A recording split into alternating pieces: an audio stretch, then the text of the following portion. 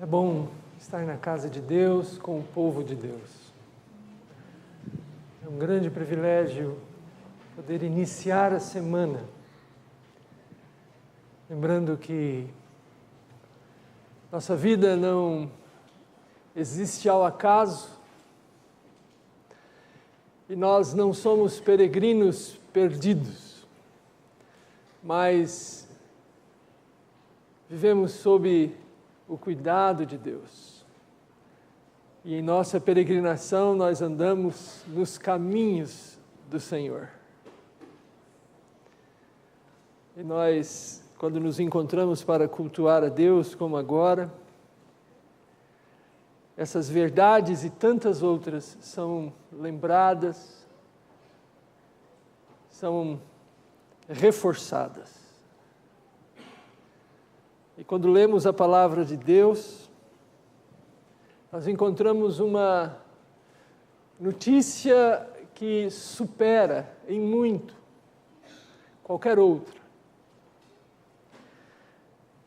E essa notícia que vem de Deus para nós demonstra como Ele nos quer bem ao se dirigir a nós, ao nos falar aquilo que só Ele de fato tem condição de nos comunicar. E hoje então nós damos atenção às palavras de Jesus Cristo, registradas fiel e verdadeiramente aqui no Evangelho de João. E lemos durante a nossa liturgia todo esse capítulo 15, mas agora vamos ler dos versículos 1 a 11.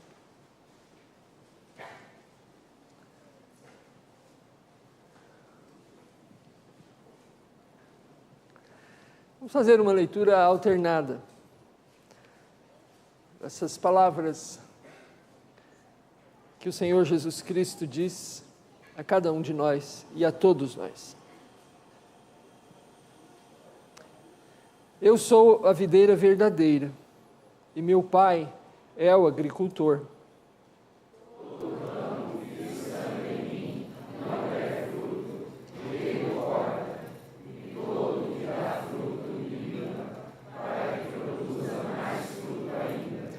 Vós já estáis limpos pela palavra que vos tenho falado.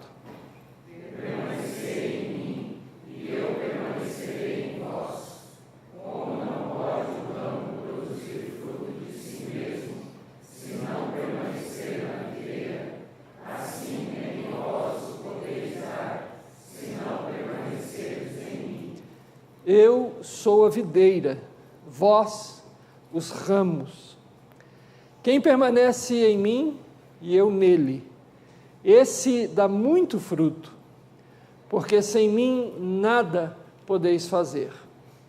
Se alguém não permanecer em mim, será lançado fora, à semelhança do ramo, que secará, e o apanham, lançam no fogo e o queimam. Se permanecerdes em mim, e as minhas palavras permanecerem em vós, pedireis o que quiserdes, e vos será feito. Nisso eu glorificado meu Pai, em que deis muito fruto, e assim vos tornareis meus discípulos. Como o Pai me amou, também eu vos amei. Permanecei no meu amor. Se guardardes os meus mandamentos, permanecereis no meu amor, assim como também eu tenho guardado os mandamentos de meu Pai, e no seu amor permaneço. Tenho-vos dito estas coisas, para que o meu gozo esteja em vós, e o vosso gozo seja completo. Essa é a casa de Deus, toda pessoa é bem-vinda aqui. Você que nos acompanha e participa pela internet, que Deus abençoe aí você, onde você está. E as portas dessa igreja estão abertas para você. Vamos louvar a Deus, vamos unir nossas vozes para exaltar e bendizer o nosso Deus. Vamos ficar em pé, louvemos ao Senhor.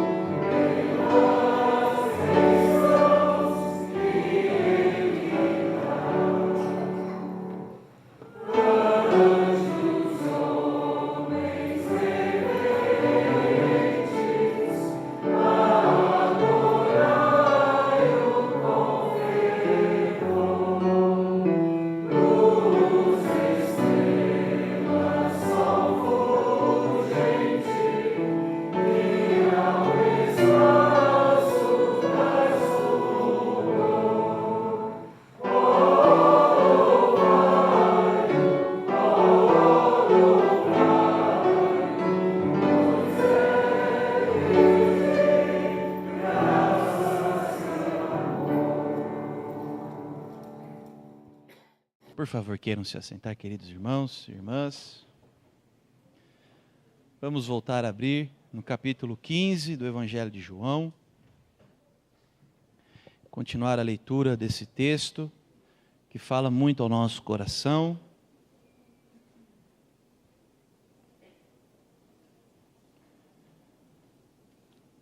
João 15, vamos continuar aqui do versículo 12.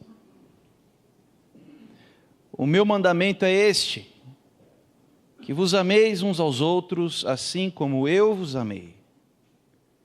Ninguém tem maior amor do que este, de dar a alguém a própria vida em favor dos seus amigos. Vós sois meus amigos, se fazeis o que eu vos mando. Já não vos chamo servos, porque o servo não sabe o que faz o seu senhor, mas tenho-vos chamado amigos, porque tudo quanto ouvi de meu Pai vos tenho dado a conhecer. Não fostes vós que me escolhestes a mim, pelo contrário, eu vos escolhi a vós outros, e vos designei para que vades e deis fruto, e o vosso fruto permaneça, a fim de que tudo quanto pedirdes ao Pai, em meu nome, Ele vô-lo conceda. Isto vos mando, que vos ameis uns aos outros. Desde os tempos antigos, o Senhor já disse através da boca dos seus servos do passado: os meus mandamentos não são pesados. E o Senhor Jesus nos convida para uma nova forma de ver uns aos outros. Um amor diferente. Por isso aqui mesmo no Evangelho de João ele diz: novo mandamento vos dou. Não é novo, é o mesmo, mas eu o ensino de uma forma renovada. Agora nós podemos nos amar, tendo como exemplo aquele que amou de forma profunda e completa. Ninguém tem maior amor do que este, de dar a alguém a própria vida, não em favor dos seus servos, mas em favor dos seus amigos. Ele deu sua vida e nos chama de amigos. Nos convida a ter um relacionamento íntimo com Ele, de amizade. Nos convida a buscá-lo de uma forma renovada, nova, e nesse processo de busca Ele promete que atende àquilo que a nossa alma clama. O amigo Jesus nos diz: o que há em você que precisa ser transformado? Peça e você será ouvido. Porque eu sou teu amigo e estou contigo e quero trabalhar em você. É uma promessa. Esse capítulo 15 tem muitas promessas. Essa de amizade e relacionamento, transformação na oração, é uma das promessas maravilhosas, das quais nós podemos usufruir aqui e agora e para sempre. Louve ao Senhor. Vamos nos colocar de pé então. O som de ágape vai nos ajudar a louvarmos ao Senhor. Vamos também nos cumprimentar, nos saudar, desejar a paz de Cristo ao nosso irmão.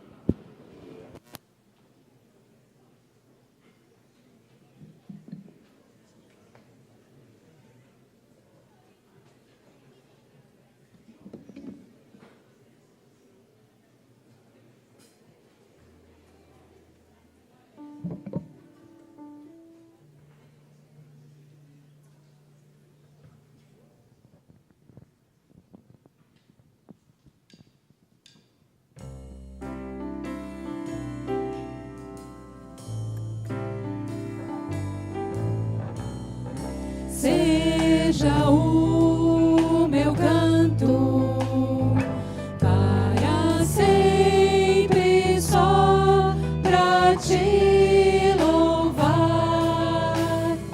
Seja tão somente eternamente pra te adorar. Seja o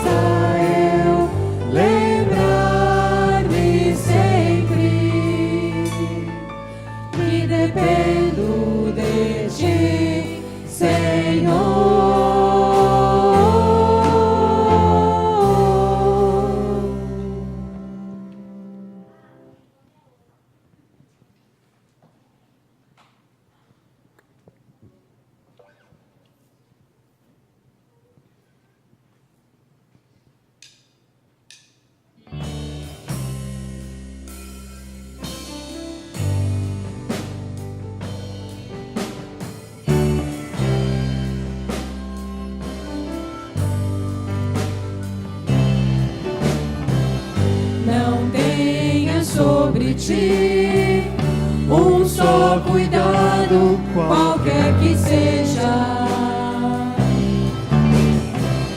Pois somente um seria muito para ti.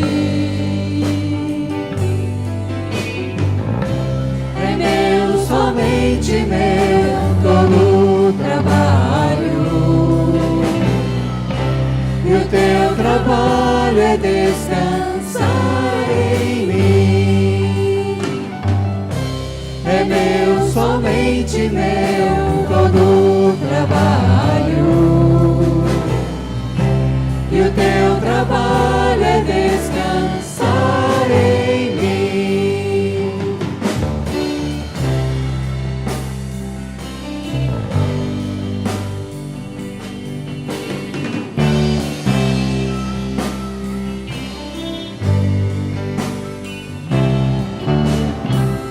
Não temas quando enfim tiveres que tomar decisão.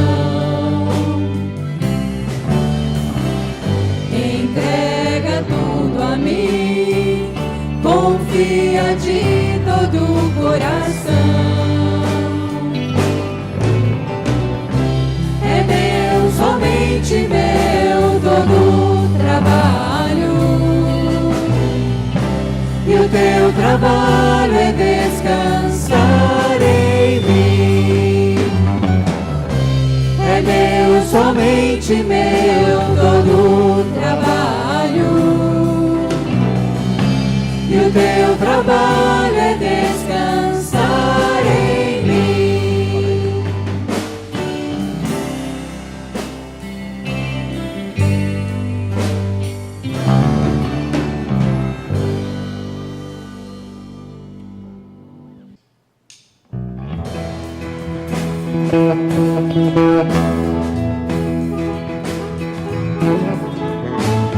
Glória pra sempre ao Cordeiro de Deus, a Jesus o Senhor, ao Leão de Judá, a raiz de Davi, que venceu e o livro abrirá.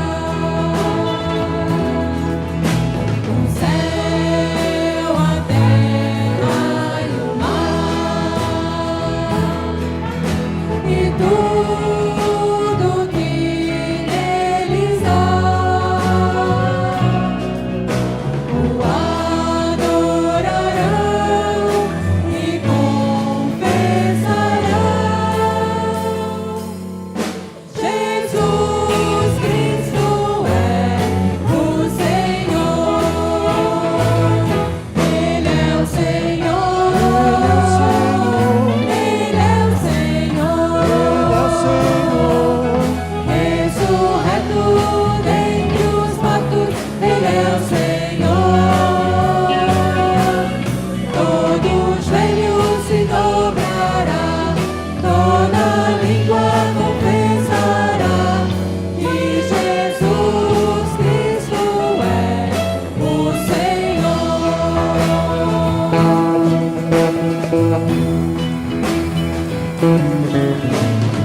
Glória pra sempre ao Cordeiro de Deus, a Jesus o Senhor, ao Leão de Judá, a raiz de Davi, que venceu e o livro abrirá.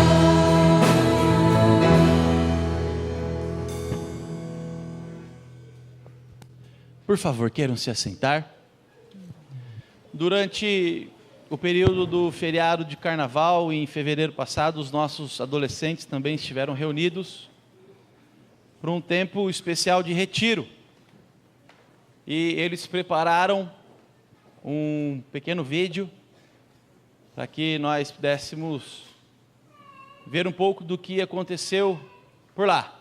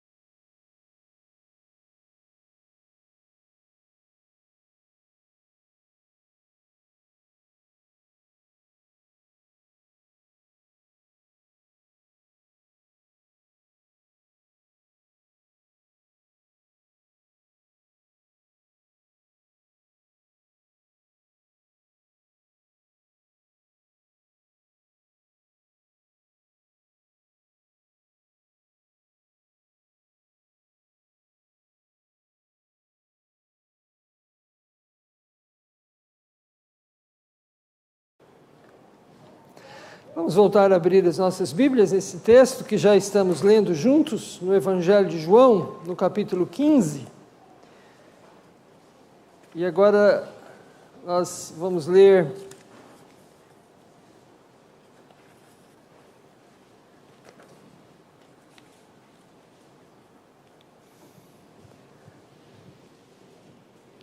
do 18 até o 27. Se o mundo vos odeia, sabei que primeiro do que a vós outros, me odiou a mim. Se vós fosseis do mundo, o mundo amaria o que era seu. Como todavia não sois do mundo, pelo contrário, dele vos escolhi, por isso o mundo vos odeia. Lembrai-vos da palavra que eu vos disse, não é o servo maior do que o seu senhor. Se me perseguiram a mim, também perseguirão a vós outros. Se guardaram a minha palavra, também guardarão a vossa. Tudo isso, porém, vos farão por causa do meu nome, porquanto não conhecem aquele que me enviou. Se eu não viera, nem lhes houvera falado, pecado não teriam, mas agora não tem desculpa de seu pecado. Quem me odeia, odeia também a meu Pai. Se eu não tivesse feito entre eles tais obras, quais nenhum outro fez, pecado não teriam. Mas agora não somente têm eles visto, mas também odiado, tanto a mim como a meu Pai. Isto, porém, é para que se cumpra a palavra escrita na sua lei. Odiaram-me sem motivo. Quando, porém, vier o Consolador, que eu vos enviarei da parte do Pai, o Espírito da verdade, que dele procede, esse dará testemunho de mim. E vós também testemunhareis, porque estáis comigo desde o princípio. Essas palavras que nós estamos lendo aqui juntos hoje, nesse capítulo do Evangelho de João, são palavras que registram um momento de grande proximidade, intimidade de Jesus com os seus discípulos. Foi assim que João, quando quis contar a história de Jesus Cristo, resolveu colocar uma lupa naqueles últimos momentos da história de Jesus com os seus discípulos, quando eles foram celebrar a Páscoa. Por isso, essa intensidade e essa abrangência que nós conseguimos, pelas palavras do Evangelho de João, compreender a conversa de Jesus Cristo com os discípulos. Começa aqui no capítulo 13 e vai até ao final do 17. E dentro dessa lupa, nós encontramos aqui essas palavras do capítulo 15. E elas nos falam de como Jesus Cristo estabelece a unidade dele com os discípulos dele. E aqui nós aprendemos, nas palavras de Jesus, uma realidade que está presente na vida de toda e qualquer pessoa. Todos nós precisamos estar unidos. Todos nós precisamos de vínculos. E esses vínculos nos acompanham pela vida. E esses vínculos são importantes, muito embora às vezes a gente não se aperceba, mas eles são. Mas quanto mais claro esses vínculos estiverem para nós, melhor será. Especialmente este vínculo que Jesus Cristo cria e mantém com cada discípulo dele. O tempo passa, mas o vínculo está lá, presente. Uma experiência pessoal minha, de como eu experimento isso, de certa forma. A minha infância foi passada na casa dos meus avós. Os meus avós saíram de Minas Gerais, foram morar em Goiânia em busca de uma vida melhor, especialmente para os filhos. A minha avó nasceu no estado do Rio de Janeiro, foi morar em Minas, casou-se com meu avô e eles foram morar lá, em Goiânia. E quando um filho casava, construía uma casinha assim, 2, 3 cômodos no mesmo lote, no mesmo terreno. Era assim que se vivia, era assim que se podia. Então lá eu nasci. O meu avô era mestre de obras, ele construía casas. E uma das minhas mais fortes memórias da infância é o meu avô chegando ao final do dia, de volta do trabalho, tinha um alpendre e tinha um banco de uma madeira clarinha, nem sei o nome da madeira, mas uma madeira praticamente branca. E não era pintada, era a cor da madeira. E meu avô chegava do trabalho, colocava assim uma maleta dele com alguma coisa que ele usava no trabalho, algum ferramental. Aí ele tomava um banho e sentava naquele banco. E eu ia lá, ficar um pouquinho com ele. E o meu avô fumava fumo de corda. E então ele sentava ali e ele tinha uma liturgia, e a liturgia dele era pegar uma palha seca de milho, preparar aquela palha com um canivete, e ele alisava aquela palha e eu ficava olhando para ele fazer aquilo. E eu ficava pensando, um dia eu vou fazer isso aí. Mas ele alisava aquela palha e depois ele cortava o fumo. Cortava, e aí ele pedia, separa esse fumo aí. Aí ele punha um pouquinho de fumo na minha mão e eu ficava separando o fumo, até ficar bem separadinho. É óbvio que nesse ato, aquele cheiro do fumo, eu sentia o cheiro do fumo. E aquilo foi algo natural para mim, vivi aquilo, estava tudo bem. Eu não me tornei um fumante, embora meu pai fosse fumante, mas eu tive 2 boas experiências com cigarro que me afastaram de ser um fumante. Primeiro, um dia eu estava no colo do meu pai, ele estava fumando, distraído, e ele distraiu e pá, queimou minha perna. E um dia minha prima e eu compramos uma carteira de cigarro, escondidos, claro.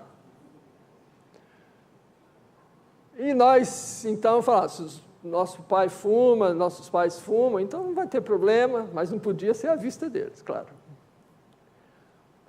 E nós fumamos uma carteira de cigarro inteirinha num espaço de 2 horas. Aquilo nos derrubou por uma semana, nós nos intoxicamos, então o fato é que depois, aquele cheiro de cigarro eu não podia nem sentir, por muitos anos não podia nem sentir cheiro de cigarro. Nos intoxicamos. Mas o tempo passou e meu avô faleceu, e um dia a Valquíria e eu estávamos em São Paulo, e fomos ao mercado municipal, e ao entrar, nós entramos por uma porta, onde justamente estava 1 ou 2 barracas de fumo de corda. Então, quando eu pus o pé dentro daquela porta e respirei, eu vi, como se estivesse de fato na minha frente, meu avô. Como se ele estivesse ali. me veio a figura dele, forte. Aquele cheiro do fumo de corda me lembrou do meu avô, mas de maneira muito forte. E depois daquela experiência eu fiquei pensando, como o vínculo com o meu avô, estabelecido na minha infância, está vivo. Na minha memória, em algum lugar dela, está lá.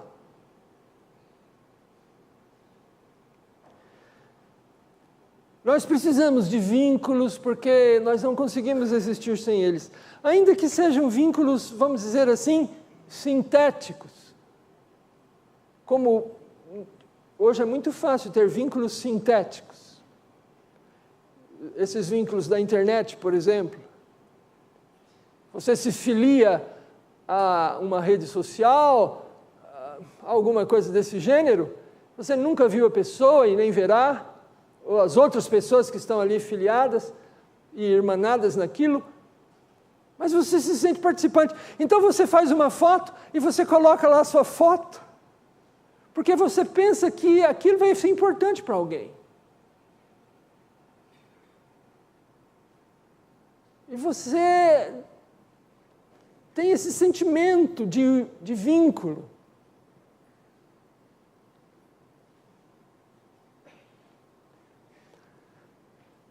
Aqui, nesse texto do Evangelho de João, o Senhor Jesus Cristo está nos falando sobre um vínculo que Ele estabelece conosco. Não somos nós que criamos esse vínculo, é Ele quem cria o vínculo.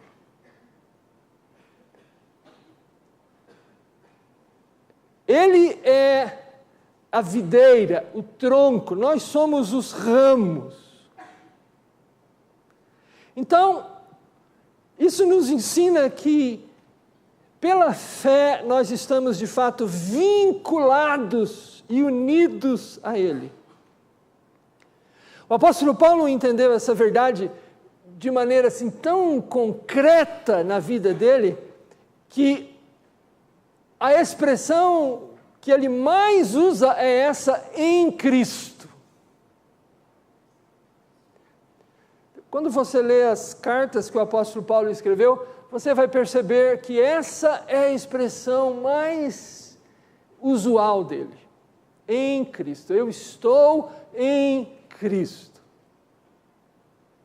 Lá no Antigo Testamento isso também está presente.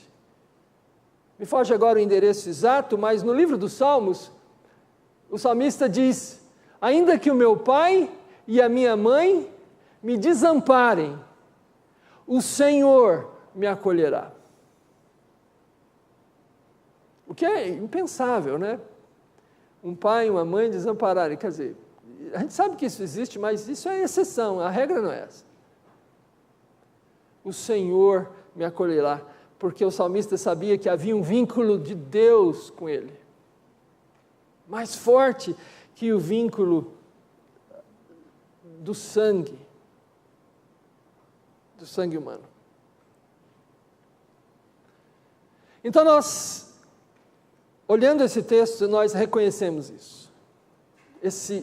Essa unidade que Deus estabelece, que Deus cria, e que Deus nos vincula a Jesus Cristo. E Jesus foi muito claro nisso.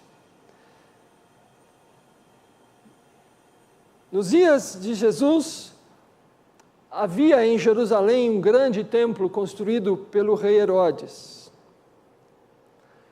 E nas portas de entrada do templo, havia 2 cachos de uva entalhados em pedra.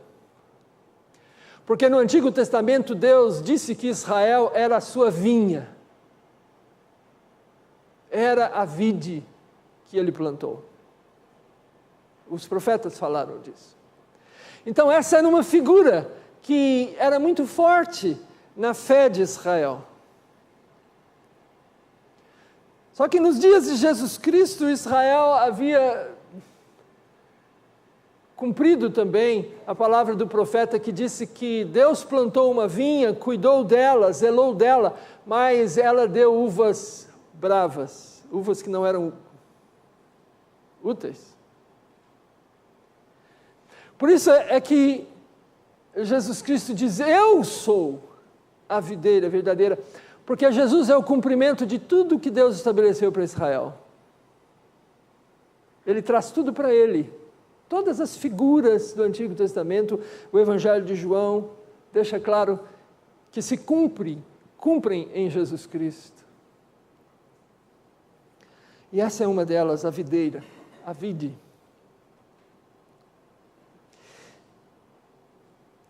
Jesus, então, deixa claro isso, que a vida espiritual, a vida cristã, é uma realidade porque Deus faz com que ela seja uma realidade, não por nossa causa.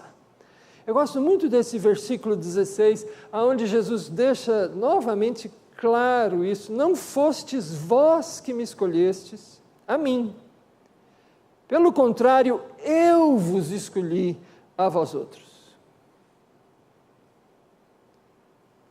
Nenhum homem escolhe crer em Deus, não no Deus verdadeiro. Nós podemos escolher crer em deuses que nós criamos, que nós inventamos. Mas nenhum homem, por natureza, escolhe crer em Deus.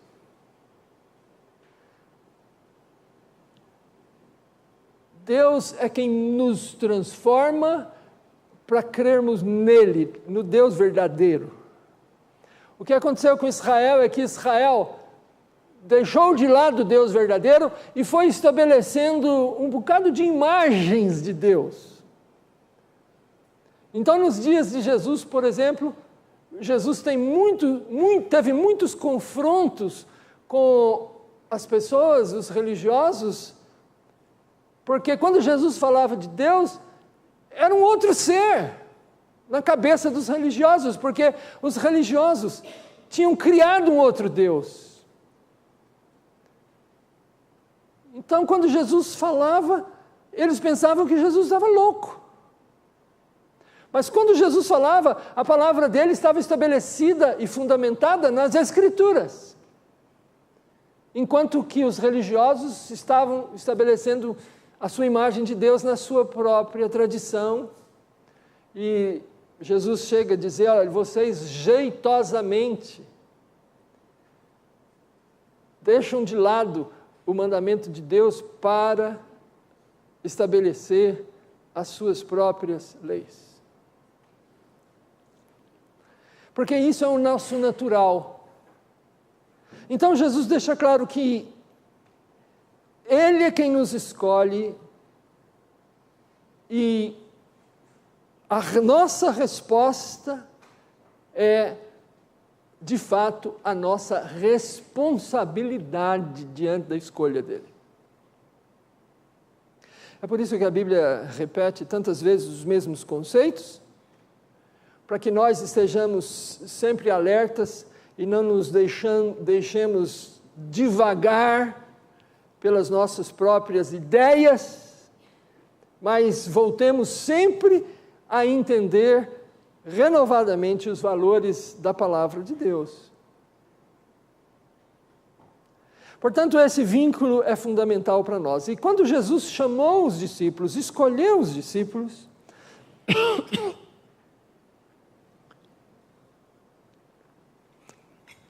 dentre os muitos que o estavam seguindo no começo do seu trabalho, depois do batismo,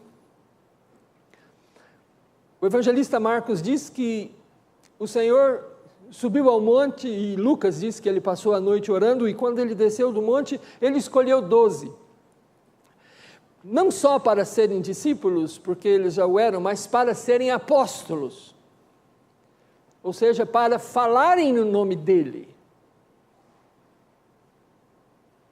Todos podiam ser discípulos se crescem em Jesus, mas nem todos podiam ser apóstolos.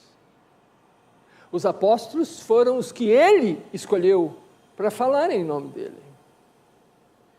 Mas quando ele chamou esses 12, o evangelista Marcos nos diz que Jesus os chamou para estarem com ele, para viverem com ele, para andarem com ele. E depois desse processo de convivência, de unidade, de vinculação, é que o Senhor Jesus Cristo os enviou a falar em nome dele.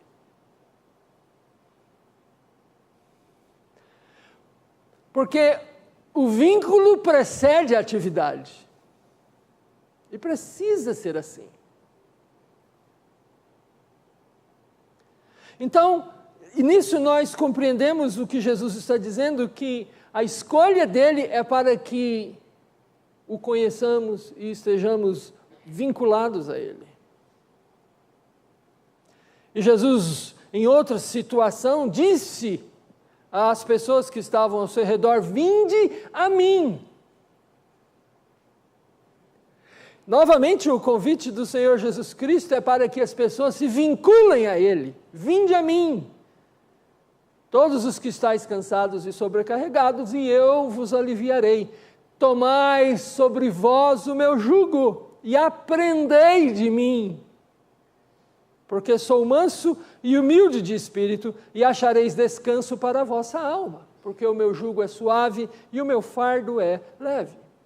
É nessa ida, é nessa permanência, é nesse aprendizado que o vínculo vai se fortalecendo. O vínculo do discípulo com o Senhor, com o Mestre. Então você pode perceber que o que Jesus está falando é muito mais do que uma proposta religiosa. É muito maior. Outro dia eu ouvi um relato de uma experiência que me tocou profundamente. Um irmão aqui da nossa igreja tinha um sério problema para resolver no trabalho. Sério. Ele chamou uma outra pessoa para ajudá-lo naquele trabalho.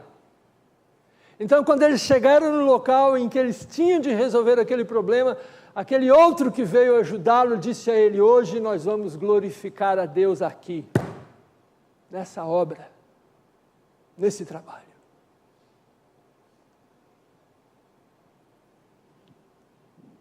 Porque quando nós temos esse vínculo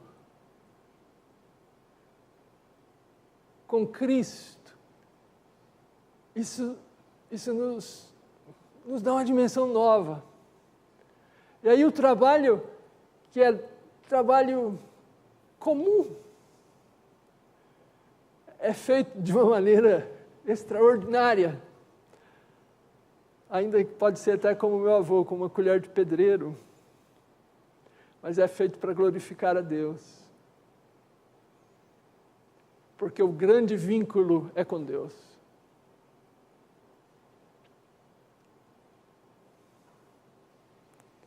O apóstolo Paulo compreendeu isso, como disse agora há pouco e repito, ao escrever, por exemplo, aos Efésios, as primeiras palavras dele nessa carta extraordinária que nós temos em nossas mãos, a carta aos Efésios, ele diz: bendito Deus e Pai de nosso Senhor Jesus Cristo, que nos tem abençoado com toda sorte de bênção espiritual nas regiões celestiais em Cristo.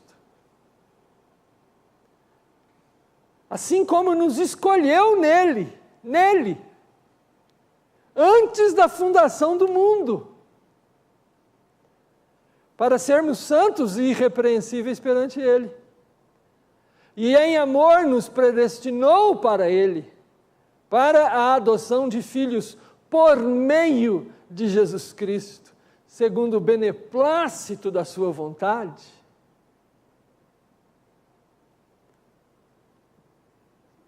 Nessas primeiras palavras desse parágrafo de Efésios,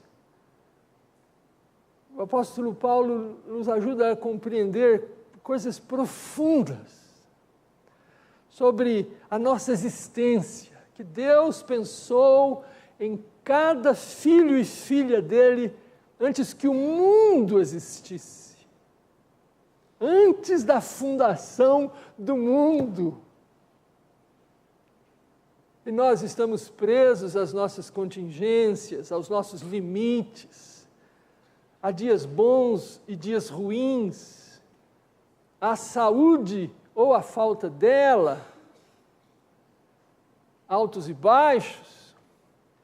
E a nossa visão tantas vezes fica apequenada no dia a dia, no cotidiano. Mas o vínculo de Deus conosco começou antes da fundação do mundo.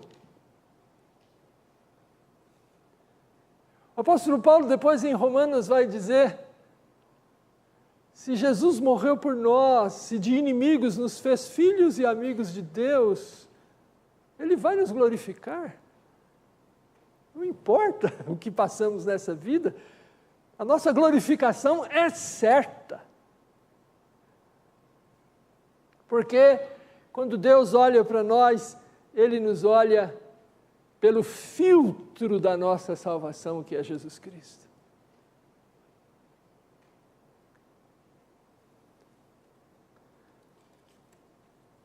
Na carta aos Hebreus, novamente, nós lemos sobre esse vínculo que Deus estabelece conosco em Cristo, visto que os filhos têm participação comum de carne e sangue, desses também ele, no caso ele é Jesus, igualmente participou, para que por sua morte destruísse aquele que tem o poder da morte, a saber, o diabo, e livrasse todos os que pelo pavor da morte estavam sujeitos à escravidão por toda a vida. Pois ele evidentemente não socorre a anjos, mas socorre a descendência de Abraão.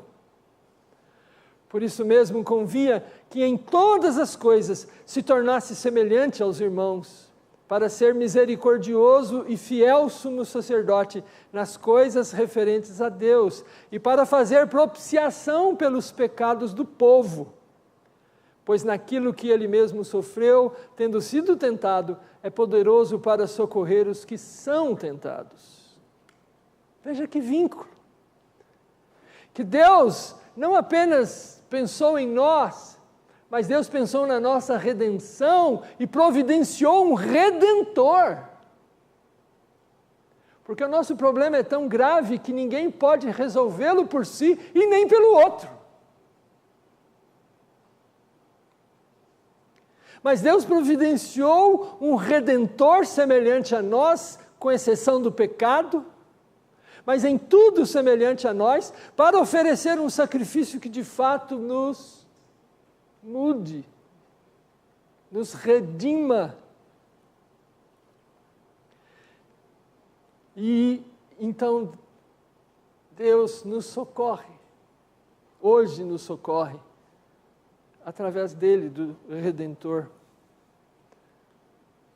4 verdades para nós levarmos conosco, a partir dessa premissa fundamental que estamos vendo aqui no Evangelho de João capítulo 15. 4 verdades para levarmos conosco hoje. A nossa união com Jesus Cristo é espiritual.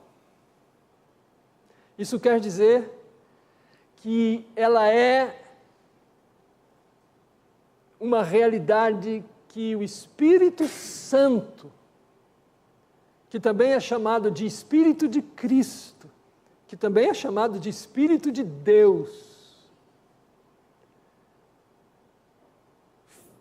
faz uma realidade, torna a realidade em nossa vida. Aqui no capítulo 15, versículo 26, quando, porém, vier o Consolador, que eu vos enviarei da parte do Pai, o Espírito da verdade, que dele procede, esse dará testemunho de mim.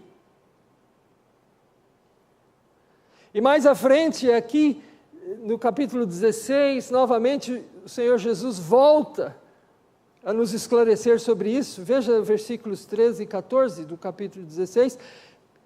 Quando vier, porém, o Espírito da verdade, Ele vos guiará a toda a verdade, porque não falará por si mesmo, mas dirá tudo o que tiver ouvido e vos anunciará as coisas que hão de vir. Ele me glorificará, porque há de receber do que é meu e vou-lo há de anunciar. Você e eu sabemos desse vínculo de Deus conosco, com cada um de nós, porque o Espírito Santo nos fala isso.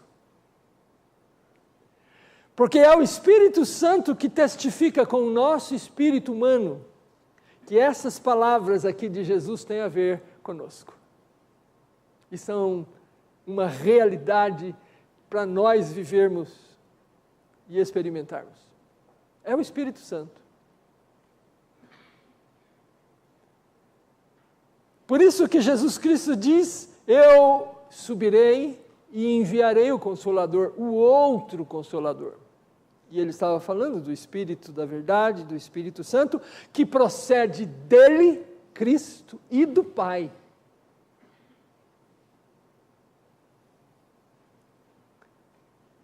Então, novamente, nós afirmamos a realidade de que não somos nós que criamos uma unidade com Deus, é Deus quem cria. É Deus que estabelece essa unidade dele conosco. E é o Espírito de Deus que faz com que esta unidade seja uma realidade. Nós poderíamos falar muitas coisas, porque a Bíblia fala muito sobre o Espírito Santo. As primeiras palavras da Bíblia falam sobre o Espírito Santo. Mas vamos deixar apenas essa afirmação, que a nossa unidade, nosso vínculo com Jesus é uma realidade espiritual, que o Espírito Santo estabelece e mantém. E segundo, é uma união vital. Porque nessa figura que Jesus usa, ele diz que ele é o tronco, ele é o tronco e nós somos os ramos.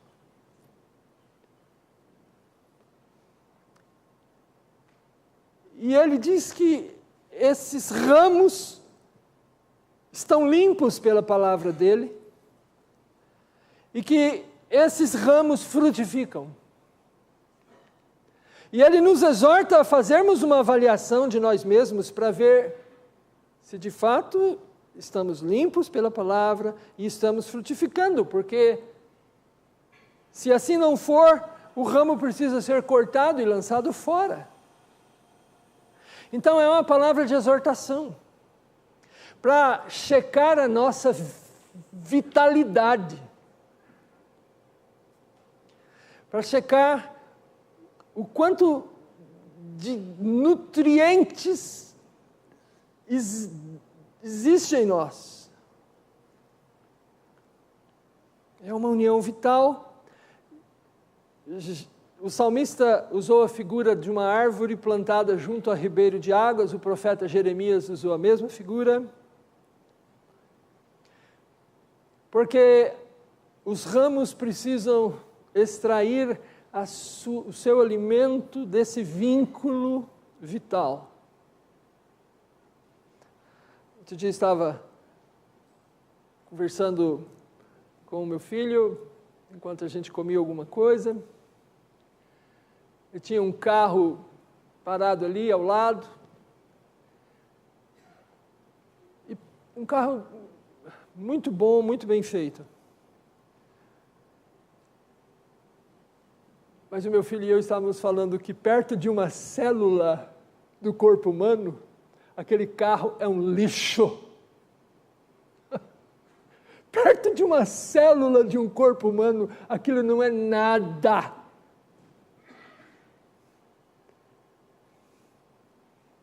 Toda aquela engenharia fantástica do homem não é nada perto de uma célula.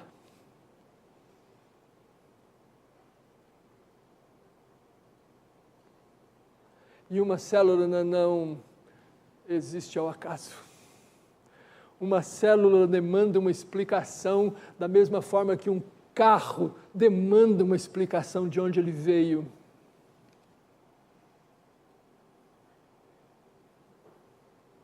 Nós estávamos pensando sobre isso.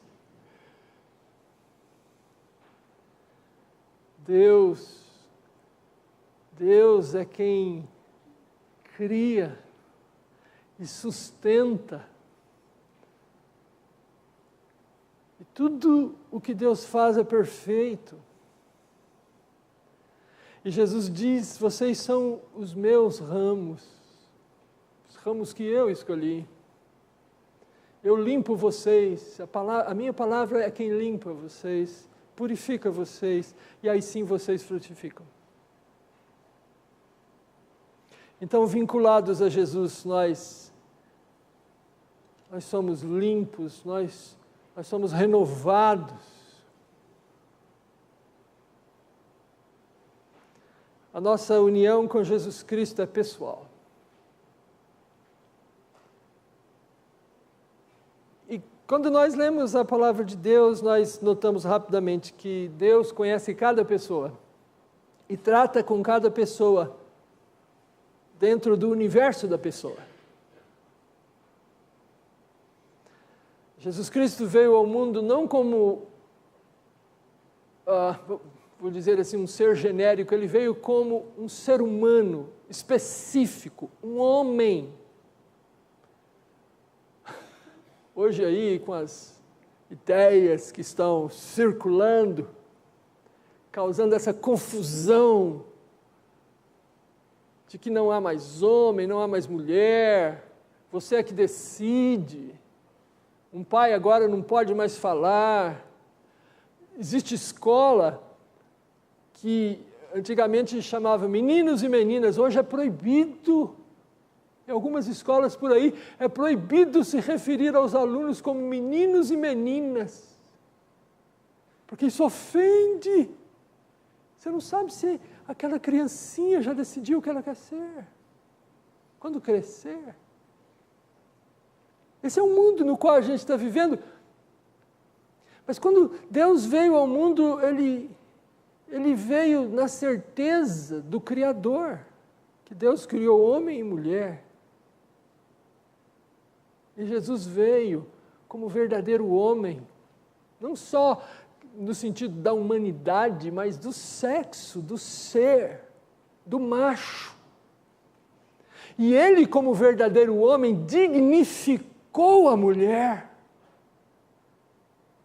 A maneira como Jesus tratou a mulher, resgatando a mulher da objetização comum. E João coloca isso aqui no Evangelho dele, no capítulo 8. Quando Jesus estava lá no templo e trouxeram uma mulher surpreendida em adultério, e fizeram aquilo para colocar Jesus numa situação difícil, porque se ele não atendesse conforme eles pensavam que Jesus deveria responder, Jesus ou estaria contra Moisés, ou estaria contra os romanos. Mas o que acontece com as pessoas que querem colocar Jesus em xeque é que Jesus dá sempre o checkmate. Leia a história. E veja lá na história, todos que tentaram destruir Jesus, e você vai ver que Jesus está vivo, mas os tais caíram. E aqueles homens, quando chegaram com aquela mulher, um objeto, e colocaram aquela mulher numa situação humilhante na presença do Senhor, e Jesus reverteu o jogo, e os que vieram com toda arrogância e altivez tiveram de sair de cabeça baixa.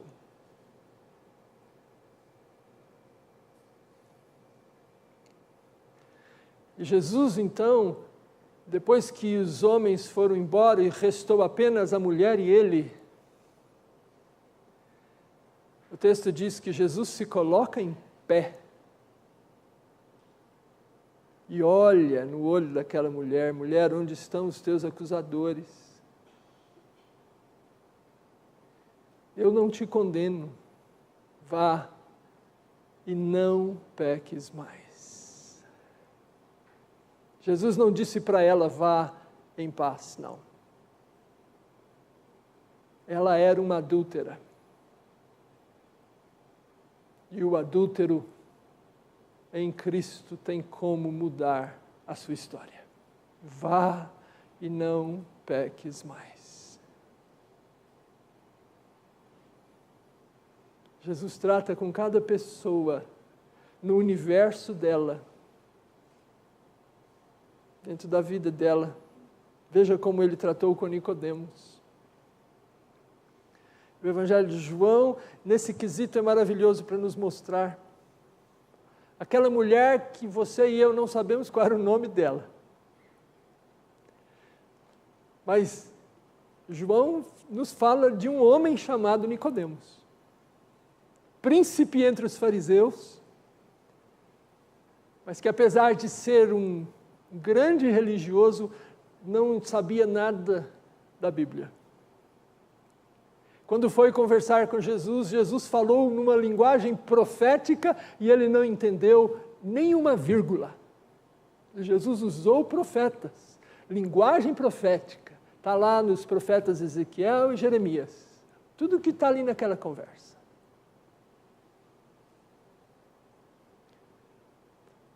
Mas mesmo aquele homem, por mais ignorante que fosse, apesar de ter um status de sabedor, sendo na realidade um ignorante, mas aquele homem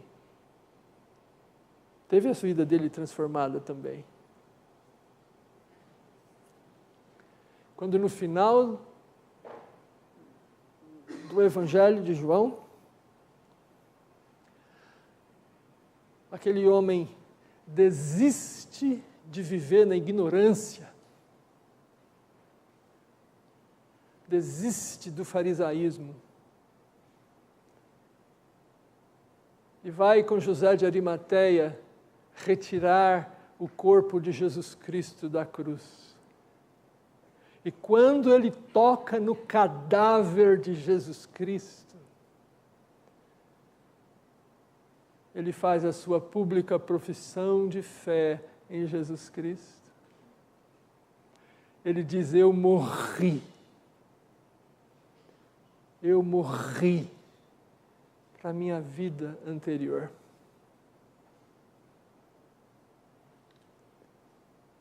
Mas a vida dele foi transformada, porque ao terceiro dia, Jesus ressuscitou dentre os mortos e apareceu a várias pessoas, e nós podemos supor que Nicodemos foi uma dessas que viu o Senhor. E por fim, a nossa união com Jesus Cristo nos transforma.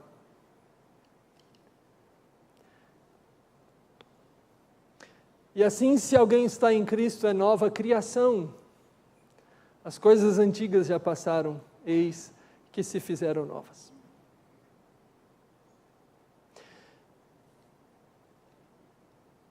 A transformação viável, substancial, para toda e qualquer pessoa que está em Cristo. Isso não quer dizer que nós seremos transformados perfeitamente, mas sim substancialmente. A transformação substancial é real, mas não completa. A transformação substancial é aquela que Deus realiza perdoando os nossos pecados, nos colocando numa nova caminhada, num novo modo de vida. E essa transformação substancial será completada no novo céu e na nova terra. Será completada quando Deus nos receber na casa dele. E lembre-se que existe uma porta na casa de Deus e essa porta só se abre por dentro. Só Deus abre a porta da casa dele. E Deus já a abriu, desde antes da fundação do mundo, para todo aquele que Ele escolheu. Que no tempo, que na hora de Deus, haverão de crer. E que no futuro serão recebidos na casa de Deus, para habitar com o Senhor. E se alguém está em Cristo, é nova criação. As coisas antigas já passaram, eis que se fizeram novas. Se um homem que se diz ser o maior dos pecadores escreveu essas palavras, um homem que perseguiu os discípulos de Jesus Cristo foi quem escreveu essas palavras. Que os maltratou, que os prendeu e que consentia na morte dos discípulos de Cristo, como consentiu na morte de Estevão.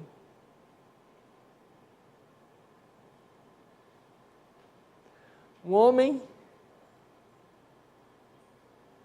que rilhava e rangia os dentes contra a igreja de Jesus Cristo. Escreveu, e assim, se alguém está em Cristo, é nova criação, as coisas antigas já passaram, eis que se fizeram novas. Se houve salvação para Saulo, há salvação. Por isso é que Jesus termina o capítulo 15, João termina o capítulo 15, com as palavras de Jesus nos dizendo que o Espírito irá testemunhar do Pai dele, e vós testemunhareis também.